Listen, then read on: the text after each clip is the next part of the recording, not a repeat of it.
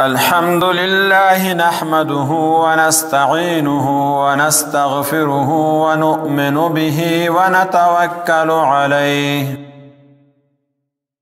ونعوذ بالله من شرور أنفسنا ومن سيئات أعمالنا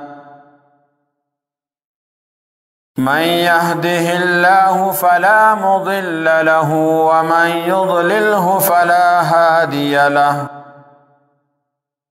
ونشهد أن لا إله إلا الله وحده لا شريك له ونشهد أن سيدنا ومولانا محمدا عبده ورسوله أما بعد فأعوذ بالله من الشيطان الرجيم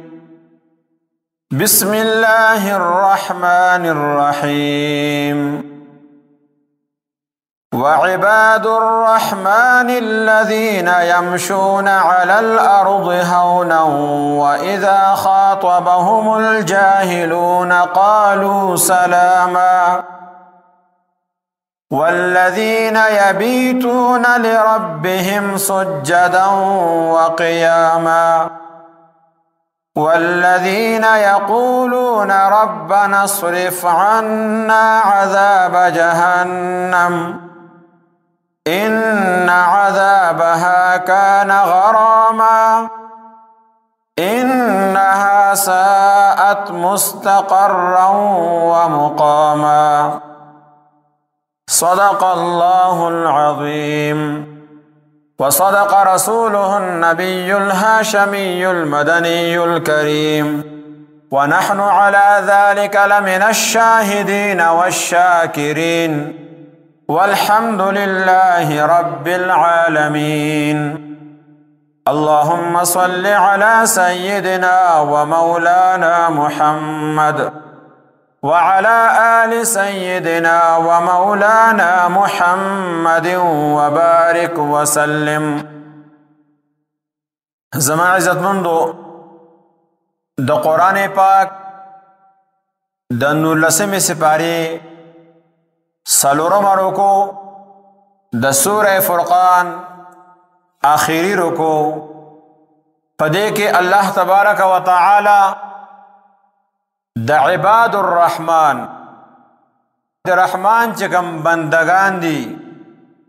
دغه خاص صفات بیانې قرآن پاک کې الله تبارک و تعالی ځای په ځای د مؤمنانو صفات بیان کړي دي سنځه کې لږ او سنځه کې زیات لیکن دې رکوع کې خاص طور باندې الله تبارک و تعالی پورا یو رکوع د مؤمنانو د رحمان د بندگانو خاص صفات ذکر کړي دي او الله تبارک و تعالی د مان او تانه د مطالبه کې چې دا صفات ځان کې راولا که عبد الرحمن جوړيږي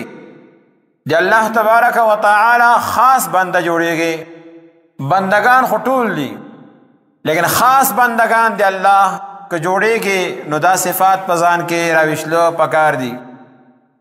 الله تبارک و تعالی په دې کې فرمائے وعباد الرحمن الذين يمشون على الأرض هونا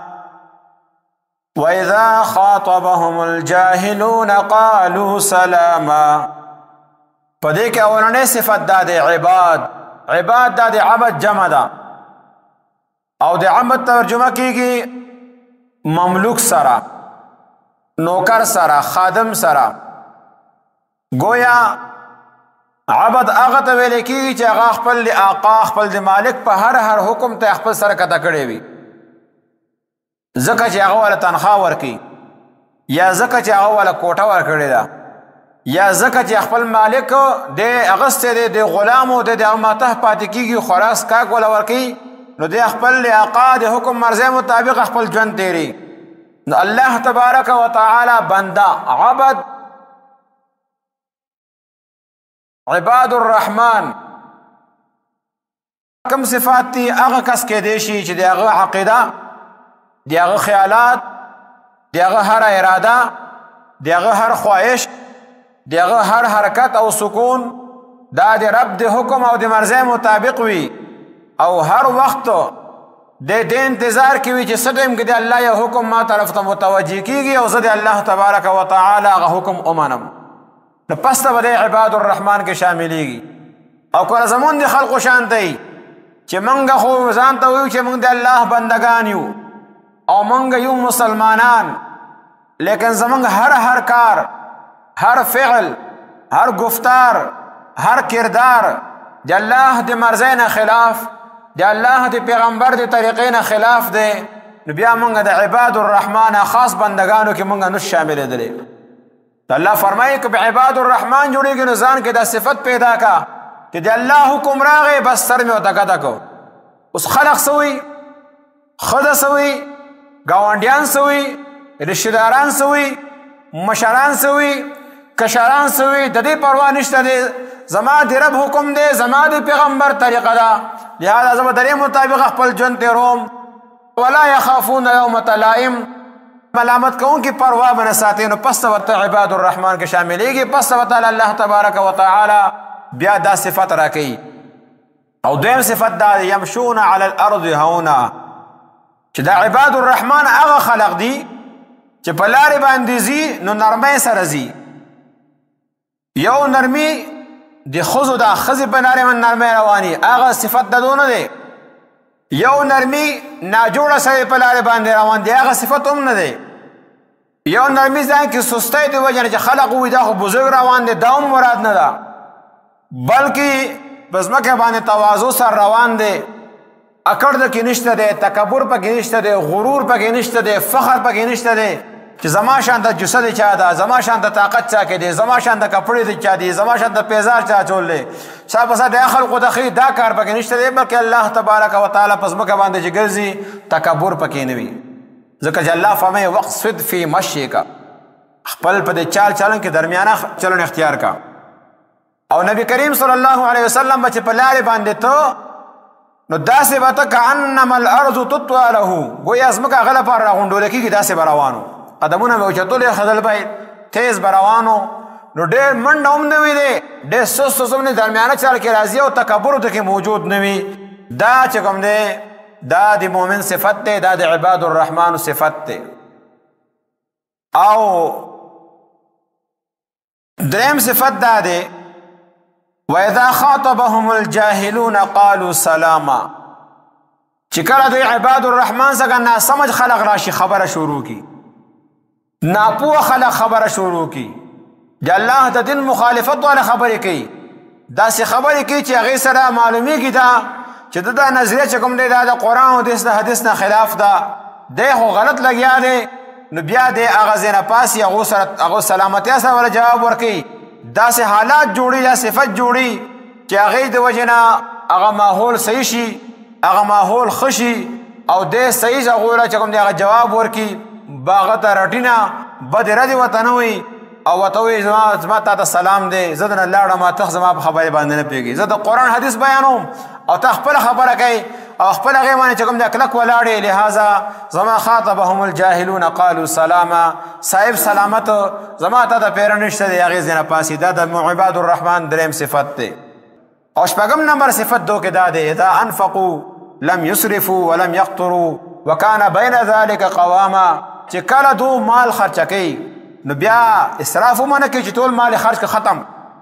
او تنګي هم نه کوي چې څوک راغله غریب سړی دی یا بالکل چې کوم دی محتاجه دی یا هغه سره ته روپۍ تعاون هم نه کوي، دا هم نه دی، بلکې وکانه بین ذلک قواما، درمیانه چې کوم دی هغه دی مال خرچه کوي. دا د مؤمن صفت دی. اقتار هم الله ته خوښ نه دی چې بالکل تنګیو کې شومتیا کوي، ټول مال ځان څخه له پاسه خامار په شان د بېناستې، دا الله ته هم خوښ نه دی. اسراف هم الله تبارک وتعالی ته خوښ نه دی، هغه درمیانه چې کوم دی هغه لار اختیار کوي. رسول الله صلی الله علیه وسلم فرمایي من فقه الرجل قصده فی معیشته، د انسان او خیارتیا دا نشانی ده چې دی خپل په مال خرچه کولو کې درمیانه روي اختیاروي.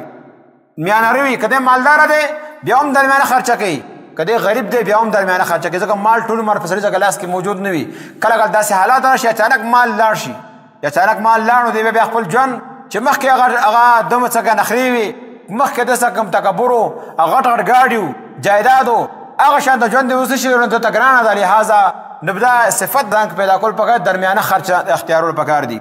او عبدالله بن مسعود رضی الله تعالی عنہ فرمایي رسول الله صلی الله علیه وسلم ارشاد فرمایو ما عالم من اقتصد چې کوم سړی درمیانه روی اختیار کړل درمیانه خرچ کوي دی بچت فقیر کیږي نه دی بچت محتاج کیږي نه دا یو صفت چې درمیانه خرچ کول دا د مؤمن صفت دی دا د عباد الرحمن صفتونه دي اوس من صفات الله تبارک وتعالى نور بیانې هغه عقیده سره تعلق ساتي اګه یو دا د والذین لا يدعون مع الله اله آخر د عباد الرحمن صفت دا دی چې دی به د شرک نه پاک وي شرک فی العمل عقیده پاک وي شرک فی الدعاء نه هم عقیده پاک وي شرک فی التصرف نه هم د عقیده پاک وي تصرف په کائنات کې دی الله چلیږي عالم الغیب والشهاده دی الله تبارک وتعالى ذات ته او هر څه باندې حاضر ناظر مختار کل دا یو الله تبارک وتعالى ذات ته دی باغ سره په دې عبادت کې په دې وینا کې بل څوک نه شریکي دا د صفت ته والذین يدعون مع الله اله آخر دا صفت به دې ځان کې راولي او بل د ګناهونو نه څه ګناهونه دی الله وی دا غینه مزام بچي لا يقتلون النفس كما الله تبارک وتعالى نفس حرام کړ دی هغه وجل دی بنا حق قتل نه کوي په حق باندې قتل صرف درې دی په اسلام کې یو سړی زنا وکړو او د شادي شوده دی واده کړی دی او د زنا وکړه خزله کا سړی دی هغه لپاره سزا د اسلامي قانون بوله ورکی چې د ګټو سره اوله چې د مرشي رانجو دا وجل دی دیو نمبر یو سړی قتل کو دغه قاتل چې کوم دی هغه د قتل بدلی کې بوجل کیږي دا قتل برحق دی نه حق نه دی او دریم نمبر چې سړی مسلمانو د مرتد شو او اسلام پرېښودو درې ورځې پورې ته مهلت ملاویږي درې ورځې که د شبهات ختم شي ټیک دا مسلمان شي کنه مسلمان نشو درې ورځې پس په د نصر ولې کېږي د قتلیږي به د دین علاوه نور نه حق قتل الله تبارک وتعالى او د هغې نه منع کړې ده مؤمن صفت دا دی چې به قتل نه کوي ولا یزنون زنا به نه کوي مؤمن یو صفت دا دی چې دی به زنا نه کوي بدکارۍ نه بدفعلا نه بېحیایۍ نه کارونه به ځان ساتي ومن یفعل ذلک یلقى اثاما او چا چې دا کارونه وکړو ګناه یې وکړو شرک یې وکړو د شرک سزا به ورته ملاویږي قتل یې وکړو د قتل سزا به ورته ملاویږي زنا وکړو د زنا سزا به ورته ملاویږي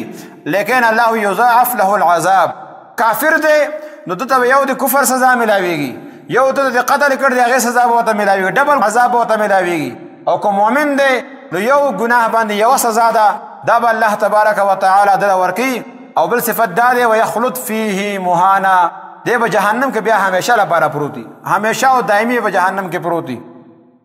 دا چې الا من تاب وآمن وعمل عملا صالحا ایمان راوړو او خپل د ګناه نه توبه واخله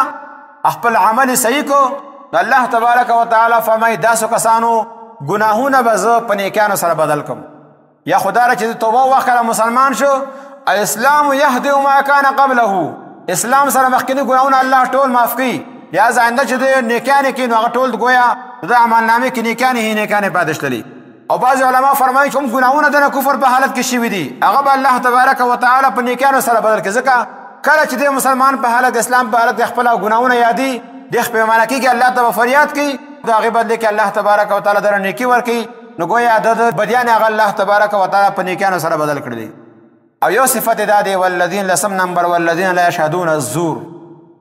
چې دو هغه محفلو ته نه ځي چې کوم ځای کې باطل محفل دي د دروغو محفل دي او دې کې شرک او کفر مراغی هغه په کوم دا عام ګناهونه په دې کوم شامل دي چې هغه محفل د عباد الرحمن دا هغه کې نه حاضرېږي ځکه عبد الله بن عباس رضی الله تعالی عنہ فرمایي چې دینه مراد د مشرکان وختري هغه ته نه حاضرېږي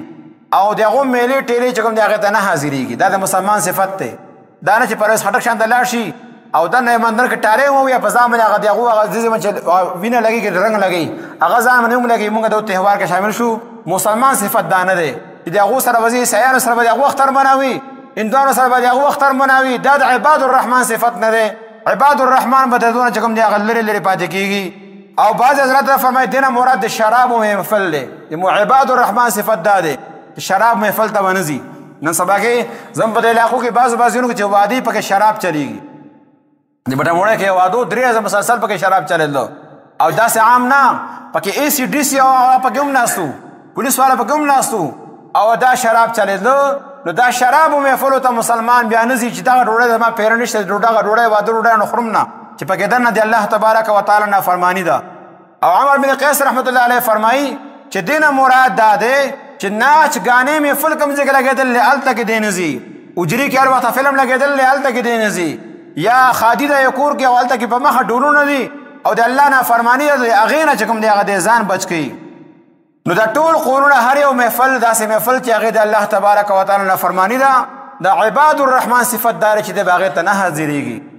او یا بعض علماء فرمایي د مراد دا ده چې دروغ گواہی دینه ورکي لا شدون الزور چې دروغ گواہی لپاره نه چې لاشم دروغ گواہی ورکم. ډېر زنګ مشران هغه داسې چې هغه دروغ گواہی ته ځان پیش کوي بالخصوص چې کله کوم ځای کې چمچګيري غونې کیږي یا کوم ځای کې پته لګي چې په زمانو موزي نو الته بیا مخکې الله خپل کار کوي خو دغه ټیم کې زمانو موشي نو د دروغ چې کوم دی هغه گواہی ورکوي. نو الله تبارک وتعالی د خاص بندگانو صفت دا ده چې دو د الله نافرمانی نه کوي داسې محفلو ته هغه نه حاضرېږي. او اذا مروا باللغو مروا کراما او کله چې په داسې محفلو باندې تیریږي اچانک چاته اول نه خوځي وطنه لیکن اتفاقي طور باندې داسې محفل باندې لاړ نو عزت سره تیر شي یعنی ګناه ته بد وي خلقو چې کوم دی او حق نه حقارت د سره ودنه ګوري دغه تحقیر نه کوي او دغه ځنه عزت سره تیر شي. دا د دو صفت ده دا مسلمانانو الله تبارک وتعالى صفت ورکړي دي. او یو صفت دا ده په 12 نمبر اذا ذکروا بآیات ربهم کله چې الله تبارک وتعالى آیاتونه بیانېږي نو هغه باندې لاندې کاڼند پریوزي بس څنګه خچاوته بیان کوي باندې عقل شانت عمل دی نه بلکې سوچ ورته کوي غور او فکر ورته کوي